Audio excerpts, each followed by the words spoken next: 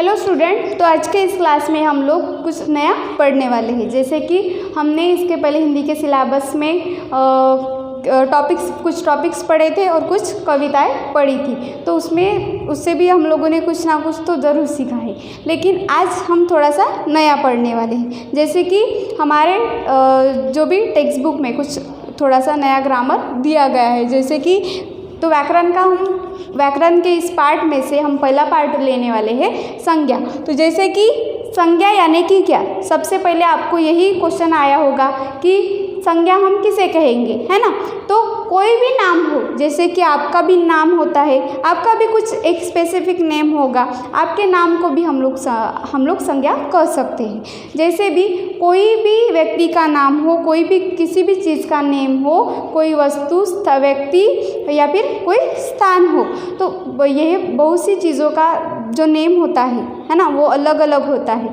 तो यही इन सभी नामों को हम लोग संज्ञा कहेंगे। जैसे कि यहाँ पर आपको संज्ञा की एक डेफिनेशन दी गई है। जैसे किसी व्यक्ति, पशु, पक्षी, वस्तु, स्थान, गुण, भाव या अवस्था के नाम को संज्ञा कहते हैं। तो अभी देखो, संज्ञा किसको किसको कहते हैं?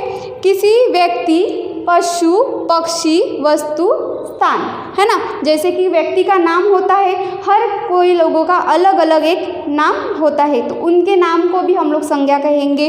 देन पशु पक्षी, है ना, पशु पक्षी का भी नाम होता है, और कुछ एनिमल्स का अलग अलग नेम होता है, उसको भी हम लोग ये भी संज्ञा में जाने जाते हैं।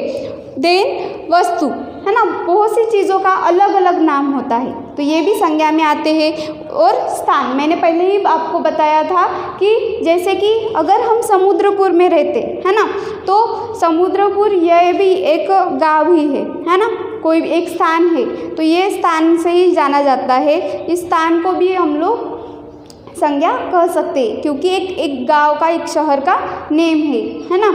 जैसे और भी हम लोग कुछ शहर के नाम लेंगे, जैसे कि वर्धा है ना, तो ये भी एक स्थान है, स्थान से उसे जाना जाता है, तो ये भी एक संज्ञा है। तो गुण, भाव, है ना, जैसे कि मैंने पहले बताया था कि हर किसी में अलग अलग गुण होते हैं। कोई ईमानदार होता है, कोई होशियार होता है, कोई अच्छा होता है और कोई बुरा होता है, तो उनके गुणों को भी हम लोग संज्ञा कहेंगे। जैसे कि मैं एक आध एग्जाम्पल बताती हूँ, वह सुंदर लड़की है, तो सुंदर ये क्या हो गया, वह सुंदर लड़की है ना, तो सुंदर ये उसका एक गुण हो गया, यानी कि सुंदरता ये गुण से जानी जाती है ना। तो भाव या अवस्था के नाम को संज्ञा कहते हैं। जैसे कि भाव और अवस्था, देखो ये अवस्था मैंने इसके पहले भी बताया था, कोई दुखी होता है, कोई सुखी होता है, कोई हंसता रहता है ना, तो कोई खिलखिला होता है। तो जैसे कि हम लोग बचपन में भी होते हैं, बुढ़ापे में भी होते हैं, तो इस तरह के अगर अवस्था है ना, जैसे कि हमारी उम्र में है, जैसे कोई छोटे होते हैं तो बचपन में होते हैं, और कोई बड़े होते हैं तो वो क्या होते हैं, बुढ़ापे में होते हैं, तो ये उनकी अवस्था हो गई। तो जैसे कि कोई भी गुण भाव या अवस्था के नाम को हम लोग संज्ञा कह सकते, यानी कि कोई भी नाम हो, कोई चीज़ का हो, कोई वस्तु का हो, व्यक्ति का हो, उनके नाम को हम लोग संज्ञा कह सकते हैं, है ना। तो जनरली आप एक आध इसका एग्जाम्पल बता सकते हो, जैसे कि नाम है ना, नाम में कौन से शब्द आते हैं, जैसे कि लड़की का एक आधी नाम बता सकते हो, जैसे कि राधा हो, है ना, राधा। देन और भी नाम आप लोग बता सकते हो, कोई भी वस्तु का नेम बताओ, और कोई भी प्राणी का नाम हो, जैसे कि स्थान में हम लोग मुंबई लेंगे या फिर नागपुर लेंगे। देन यहाँ पर लिख सकते हो आप लोग, जैसे मयंक ये एक तो लड़की का नाम है। देन और कौन सा ले सकते हैं, स्थान में मुंबई। देन वस्तु में और क्या हो सकता है, वस्तु में जैसे कि जैसे गुण हो, गुण यानी कि सुंदरता, ये भी एक गुण में हो सकती है, ठीक है। तो इस तरह के अगर शब्द आते हैं तो वो किस में जाने जाते हैं, संज्ञा से जाने जाते हैं। तो जैसे यहाँ पर कुछ एग्जाम्पल्स आपके लिए दिए गए हैं। अजय विनोद से मिलने आया। देखो, तो ये जो वाक्य है अजय विनोद से मिलने आया, यानी कि अजय से कौन मिलने आया? विनोद से। अजय विनोद से मिलने आया। ठीक है, तो इस सेंटेंस में आपको दो संज्ञा दिखाई दे रही। एक तो एक अजय है ना, यहाँ पर जो अजय दिखाई दे रहा है अजय है, और दूसरा विनोद है। तो ये दोनों क्या है? संज्ञा है ना, ये दोनों भी संज्ञाएं है। देन सेकंड नंबर दूसरे एग्जाम्पल में देखो, मैना गाती है। तो मैना ये कौन है? एक लड़की का नाम है ना, ये एक लड़की का नाम है। तो मैना गाती है। तो इस तरह के अगर एग्जाम्पल जो है वो या फिर वाक्य जो है आपको अगर कहीं पर भी पहचानने के लिए दे, तो आप इजीली उसमें से जो संज्ञा है वो आप लोग आइडेंटिफाई कर सकते हो। देन वह ईमानदारी नहीं छोड़ेगा। देखो, अभी ये ईमानदारी जो है मैंने इसके पहले आपको बताया था कि जो सुंदर या फिर किसी में अच्छा गुण होता है, कोई बुरा होता है, कोई ईमानदार होता है, कोई होशियार होता है। तो ईमानदारी ये क्या हो गया? गुण है ना। ये ईमानदारी जो है वो एक व्यक्ति में होती है ना।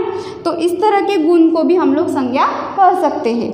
देन लास्ट नंबर, बचपन लौटकर नहीं आता। देखो, ये बचपन जो है वो क्या है? एक अवस्था है। मैंने इसके पहले बताया था कि बुढ़ापा और बचपन ये दोनों भी अवस्थाएं होती है, और दोनों भी क्या करती है?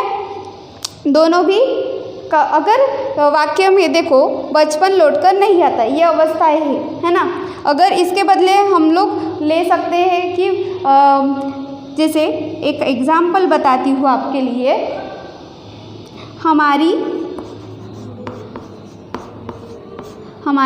नानी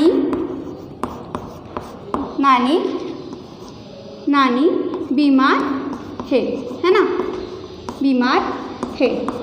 ठीक है, तो बीमार ये क्या हो गया? ये भी एक अवस्था हो गई।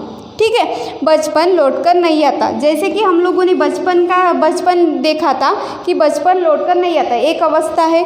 दूसरा, हमारी नानी बीमार है ना, हमारी नानी बीमार है। बीमार ये भी क्या है?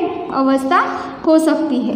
ठीक है, जैसे कि कोई सुख होता है किसी को, कोई दुख में होता है, कोई रोता है, कोई खुशी में होता है ना।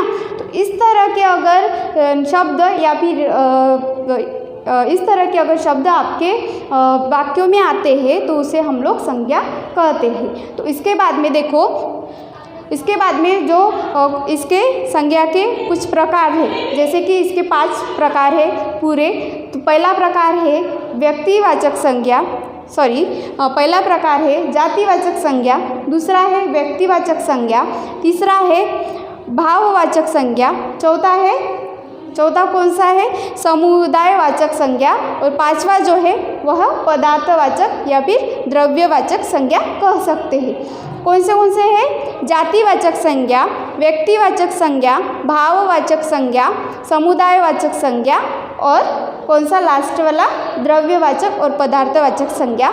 ये 5 जो है संज्ञाएं हैं वो हम लोग नेक्स्ट क्लास में पढ़ेंगे। So thank you.